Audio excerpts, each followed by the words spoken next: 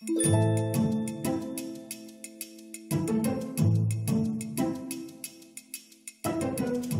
une fois que ces pièces principales au niveau de la structure sont réalisées, je vais pouvoir commencer à travailler sur mon effet de bois. Donc l'effet de bois, je travaille principalement avec du cacao et du beurre de cacao fondu. Donc j'essaye de faire en sorte que mon cacao, ma poudre de cacao soit autour de 20 degrés et que mon beurre de cacao soit à un maximum de 38 degrés, mais on ne va pas aller en dessous de 35 degrés quand même. Donc entre 35 et 38 degrés, c'est la température idéale qui permet de le mélanger avec le cacao à 20 degrés. Une fois que j'ai mélangé mes éléments ensemble, je vais les lisser à l'aide d'une spatule de façon à avoir une pâte bien homogène. Et en finalité, mon mélange doit se situer autour de 28-30 degrés, un maximum de 32 degrés. Plus chaud, la masse devient trop liquide et très difficile à travailler.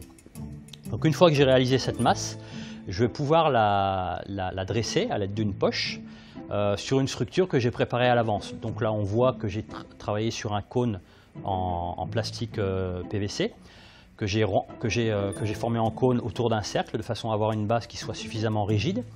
Et ensuite, autour de cette forme conique, je vais pouvoir enrouler une forme que j'ai faite avec du papier enroulé de papier film, de façon à avoir une forme assez flexible qui pourra me permettre de démouler facilement par la suite.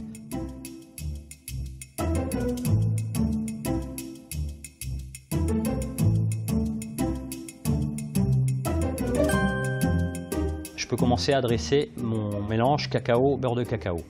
Donc je dresse ça à l'aide d'une poche, donc je tourne autour de ma structure et je commence à former un petit peu l'effet de bois avec ses aspects noueux et un peu de structure de racines, quoi. Je vais laisser cristalliser ça pendant au moins 3 heures, de façon à ce que la cristallisation soit complète et que ce soit vraiment froid à cœur.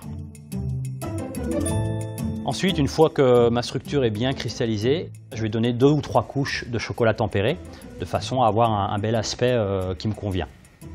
Ensuite, je laisse cristalliser encore 1 ou 2 heures avant de commencer à procéder au structurage du bois. C'est-à-dire que je vais avoir un aspect de bois brossé et pour ça, je vais utiliser une brosse métallique qui va me permettre de créer des nervures et de donner vie un petit peu à mon élément.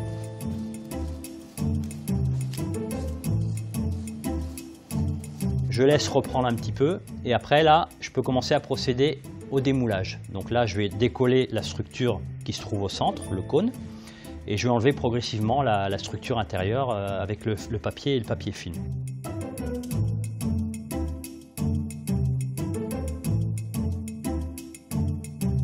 Il me reste le chocolat, bien sûr, avec cet effet de bois, que je vais commencer à colorer avec le beurre de cacao. Donc le beurre de cacao, je l'applique au départ au pinceau.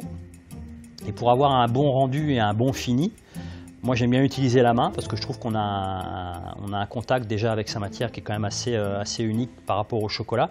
Pour moi, la main permet d'obtenir des choses qu'on aura du mal à obtenir avec un instrument de travail autre que ça. Donc c'est quand même important pour pouvoir donner un effet vraiment très réaliste.